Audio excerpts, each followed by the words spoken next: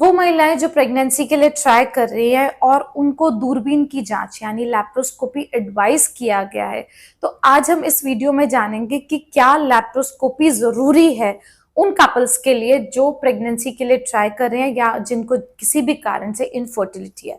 उससे पहले जानेंगे कि लैप्रोस्कोपी होता क्या है। लैप्रोस्कोपी बेसिकली एक दूरबीन की जांच है, एक तरीका है जिससे देखा जाता है कि बच्चादानी, अंडादानी, ट्यूब सही है या नहीं है। लैप्रोस्कोपी सिर्फ एक माध्यम है और बहुत सारी चीजों के लिए इस्तेमाल किया जाता है। तो लैप्रोस्कोपी से गॉल ब्लैडर, अपेंडिक्स, यूट्रस, ये सारे प्रोसीजर किए जा सकते हैं। पर वो फीमेल्स जो प्रेगनेंसी के लिए ट्राई कर रहे हैं उनके लिए मोस्ट कॉमनली जो लैप्रोस्कोपिक प्रोसीजर्स किए जाते हैं, पहला होता है डायग्नोस्टिक, जिसमें सिर्फ ये देखा जाए कि सब चीजें ठीक है या नहीं। दूसरा, कभी कभार रसौली निकालने के लिए फाइब्रॉइड रिमूवल, जिसे मायोमेक्टमी कहते हैं, वो किया जाता है। तीसरा, सिस्ट रिमूवल के लिए, अगर अंडादानी में किसी तरीके की गांठ है तो सिस्टेक्टमी के लिए। चौथा, जब आपकी ट्यूब्स बंद आई हैं तो ट्यूबल करेक्शन सर्जरीज होती हैं, उनको पेटेंट करने के लिए, ओपन करने के लिए। अगर कहीं कोई परत जमा है तो एडिसियोलिसिस यानी परत रिमूवल के लिए जो सर्जरी की जाती है वो। और छठा है क्लिपिंग। अगर आपके ट्यूब में पानी भरा हुआ है और आप आईवीएफ का ट्रीटमेंट ले रहे हैं तो ये पानी आपके आईवीएफ के रिजल्ट्स को खराब करता है, इसीलिए इनको क्लिप करना इंपॉर्टेंट होता है, तो वो क्लिपिंग। इसके अलावा मोस्टली इनफर्टिलिटी के इलाज में लैप्रोस्कोपी की जरूरत नहीं पड़ती है। सबसे पहले बात करेंगे हम डायग्नोस्टिक के बारे में। आज की डेट में वो फीमेल्स जो प्रेगनेंसी के लिए ट्राई कर रहे हैं और जिनको ट्राई करते हुए 1 साल से ज्यादा हो गया है, वो ट्रीटमेंट के लिए जाते हैं। अगर वो 30 साल से कम है और अगर 30 से ज्यादा है तो 6 महीने में ही वो ट्रीटमेंट के लिए अगर गए हैं एंड उन्होंने सिंपल ट्रीटमेंट्स जैसे आईयूआई 3 से 4 बार ट्राई कर लिए हैं, इसके बाद डायग्नोस्टिक लैप्रोस्कोपी की कोई आवश्यकता नहीं है। पुराने टाइम में जब आईवीएफ इतना डेवलप नहीं था, आईयूआई साइकिल्स इतने अच्छे सक्सेस रेट के नहीं होते थे, तब फिर भी एक प्रोबेबिलिटी होती थी कि अंदर जाके देखा जाए सब कुछ ठीक है या नहीं है।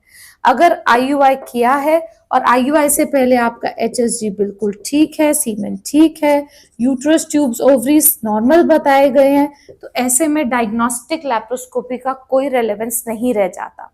अगर आपके अल्ट्रासाउंड में कोई समस्या है, जैसे कि हम बात करते हैं रसौली, सो अगर रसौली की बात करते हैं तो उसमें भी क्लियर कट इंडिकेशंस है कि अगर आपकी रसौली 4 सेंटीमीटर से बड़ी है, बार बार अबॉर्शंस हो रहे हैं, आपका फाइब्रॉइड जो है वो बच्चादानी की अंदर वाली परत को खराब कर रहा है, सब म्यूकस फाइब्रॉइड है, या फिर बार बार आईवीएफ फेल हो रहा है, उस केस में फाइब्रॉइड्स को रिमूव किया जाता है, जिसे मायोमेक्टमी कहते हैं।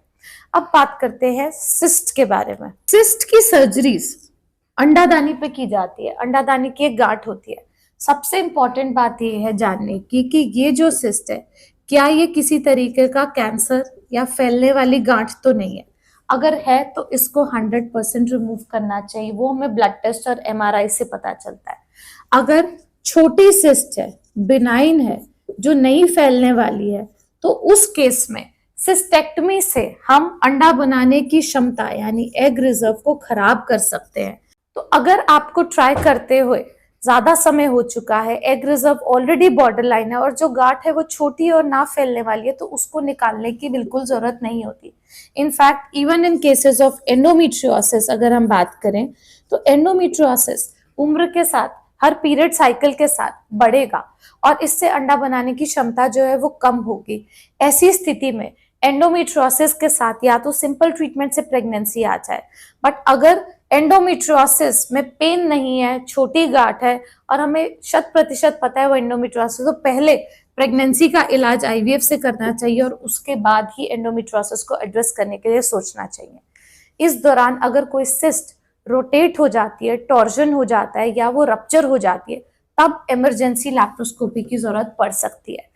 पर अंडादानी पे कोई भी सर्जरी बिना बात में नहीं करानी चाहिए, क्योंकि इससे अंडा बनाने की क्षमता जो है वो आपकी समाप्त हो सकती है और हो सकता है आगे चल के आपको डोनर एग की तरफ जाना पड़े जब आपके अपने अंडे खुद से ना बने। आज की डेट में सबसे कॉमन रीजन जिसकी वजह से लैप्रोस्कोपी की जाती है वो होता है ट्यूबल ब्लॉक।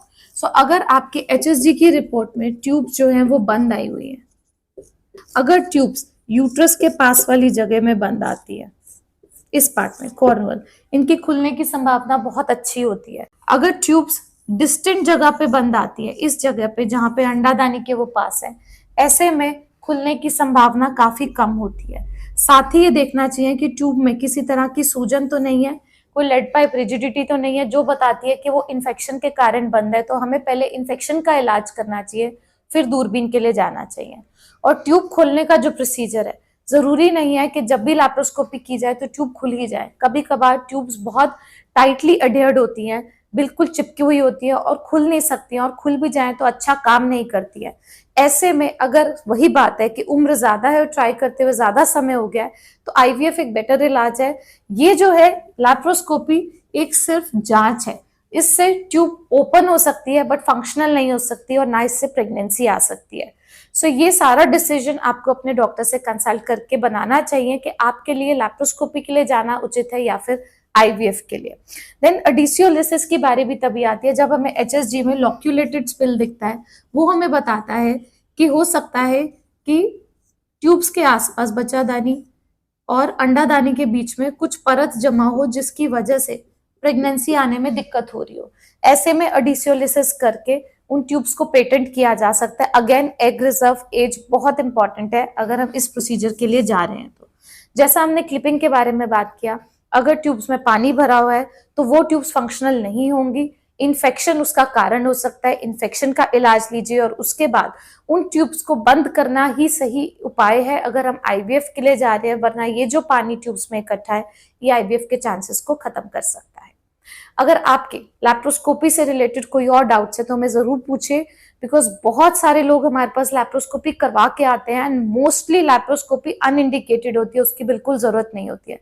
बहुत बार हमने देखा है कि लैप्रोस्कोपी में सिस्ट निकालने के चक्कर में पूरी अंडादानी भी निकाली गई होती है, या एक टॉपिक के लिए अगर लैप्रोस्कोपी तो उसमें अंडादानी रिमूव हो जाती है। इससे एग रिजर्व बहुत कम हो जाता है और हम जब उनका आईवीएफ करते हैं हमें बहुत दिक्कत आती है अच्छे अंडे बनाने में, क्योंकि अंडों की मात्रा बहुत कम हो चुकी होती है तब तक।